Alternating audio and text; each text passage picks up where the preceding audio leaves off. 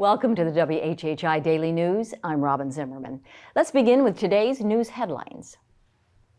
Now that Jasper County authorities have figured out who, they're now working on the how and why 45-year-old Nelson Espinoza Flores' car ended up flipped over underwater in a retention pond in southern Hardeeville on Wednesday afternoon. The car somehow found its way into one of the many retention ponds in the Riverport Commerce Park off Highway 17, and a dive team from Beaufort County was unable to rescue Espinoza Flores from between 10 and 15 feet of water. Autopsy results are expected soon that may shed some light on the reasons for the crash. It's the 8th traffic-related death in Beaufort and Jasper counties so far this year. And the renovation of Beaufort's Southside Park is not going to be cheap or legally easy. The city has begun work on the $4.3 million improvement project that will include a new pavilion and playground equipment, but now faces a lawsuit from frequent critic Graham Trask, who argues that the state law prohibits the city from using hospitality and accommodations taxes to fund the project. The city has issued $7.1 million in its 15-year bonds and plans to pay it back from the local hospitality and accommodations taxes paid by residents and visitors. And while the U.S. House wrestles with the federal budget and also battles over foreign aid to Ukraine and Israel, they're also facing a petition from Low Country Congresswoman Nancy Mace asking for support of a non-binding resolution supporting continued access to fertility care, including in vitro fertilization, up against that Alabama Supreme Court ruling last week.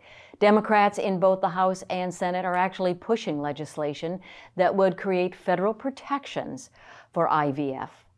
But Mace is considering filing her own and has not yet endorsed any of the other bills. And we talk a lot about where our state ranks in important financial and educational rankings. Well, this one is for fun. The charter fishing boat platform Fishing Booker ranks South Carolina as the 5th best state in the country to go fishing. Measuring 17 different categories, South Carolina finished 5th overall, up from 11th a year ago. Alaska is the number 1, ahead of Florida, Delaware, and Michigan. And finally, here's something you might win, a fact in a trivia contest. Yes, South Carolina does have a state spider, the Carolina wolf spider. We're only one of 2 states with its own state spider. New Hampshire is the other. It's one of the biggest spiders in the state and is described as large, hairy, and fast, with a mottled brown and black body and really, really long legs. For more information on these stories and many more, please check out the media sources listed on your screen, and remember to follow us on Facebook and Twitter, and check out our website at WHHI-TV.com. If you have a news tip, a story idea for us, or even a cool weather photo, you can just email it to us at news@WHHI-TV.com. And now let's get an update from Justin Jarrett on sports. Justin? Hey, it's time for Last Night in the Loco on WHHI, powered by LocoSports.com. High school lacrosse season just got started, and we already had a couple of Lowco-on-Lowco showdowns on tap last night, with rivals Blufton and Hilton Head High going head-to-head in a home-and-home. And it was all Seahawks on both sides of the bridges, as Hilton Head's girls routed the Bobcats 16-1 on the road, and the boys defended their home field with a 22-6 victory, behind 7 goals and an assist from Jackson Olander and 2 goals and 8 assists from Brady Saba.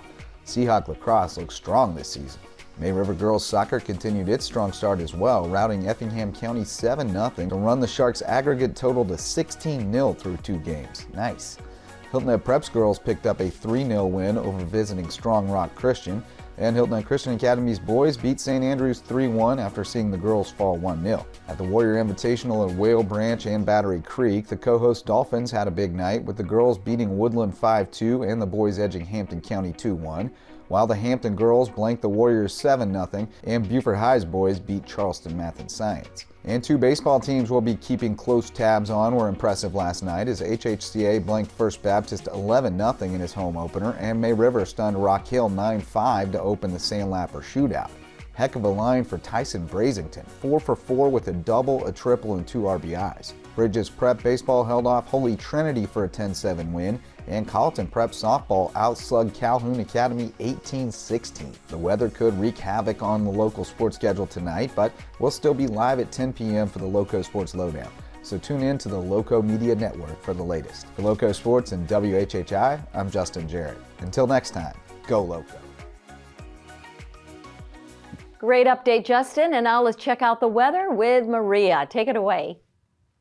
Thanks, Robyn. Yep, so taking a look ahead, it does look like we'll see quite a bit of rain throughout this weekend and then going into next week. But the good news is it looks like the warmer weather is here to stay, at least for a little bit.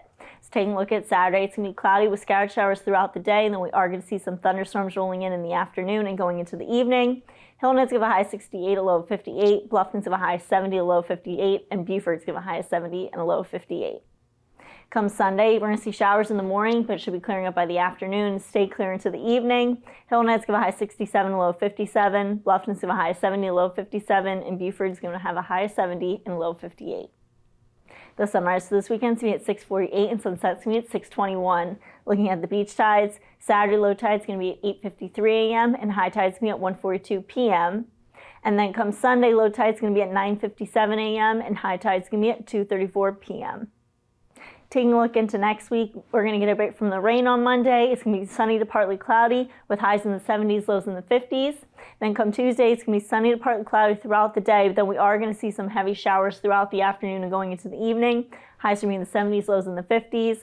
And then come Wednesday, it's going to be scattered showers throughout the day, but it should be clearing up by the evening. Highs are going to go up into the 70s, lows in the 60s. That's it for today. Let's head it back to the desk. After the break, we'll have the Deputy City Manager of the City of Hardeeville with us. Stay tuned.